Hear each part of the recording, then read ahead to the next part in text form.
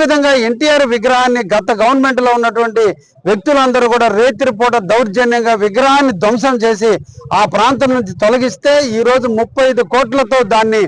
ఆ రోడ్డును విస్తరణ జరుగుతుంది కాబట్టి రోడ్డుకి సెంటర్ లో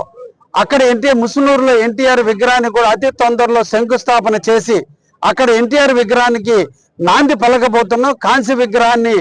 మన నందమూరి బాలకృష్ణ గారి చేతుల మీదుగా దాన్ని ప్రారంభించే దిశగా అడుగులు వేయబోతున్నాననే విషయాన్ని కూడా మీ అందరికి కూడా తెలియజేస్తూ ఆ విగ్రహానికి కూడా అందరూ కూడా కలిసి రావాల్సిందిగా కావాలపట్టిన ప్రజానికాన్ని, ఎందుకంటే తెలుగు భాషని, తెలుగు గౌరవాన్ని, తెలుగు ఖ్యాతిని ఢిల్లీ నడిబొడ్డును నిలబెట్టిన ధీరోదాత్తుడైనటువంటి నందమూరి తారక రామారావు మన అందరికీ రాముడుగా, కృష్ణుడుగా, వెంకటేశ్వర స్వామిగా, మనకి ఆరాధ్య దైవికుడుగా ఈరోజు తెలుగు భాష పట్ల, తెలుగు దేశం పట్ల, తెలుగు రాష్ట్రం పట్ల ప్రపంచ దేశాలన్నీ మన రాష్ట్రం వైపు చూస్తున్నాయంటే దానికి త్రిమూర్తులైనటువంటి నందమూరి తారక రామారావు తెలుగు గౌరవాన్ని పెంచితే, చంద్రబాబు నాయుడు గారు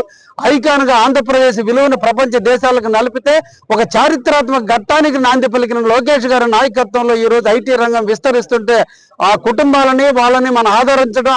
అభిమానించడం మన కర్తవ్యంగా తీసుకుని ఎన్టీఆర్ విగ్రహాన్ని స్థాపిద్దామని చెప్పి ఈ సందర్భంగా కావాలి ప్రజానికానికి కూడా తెలియజేస్తున్నా. అందరికీ ధన్యవాదాలు.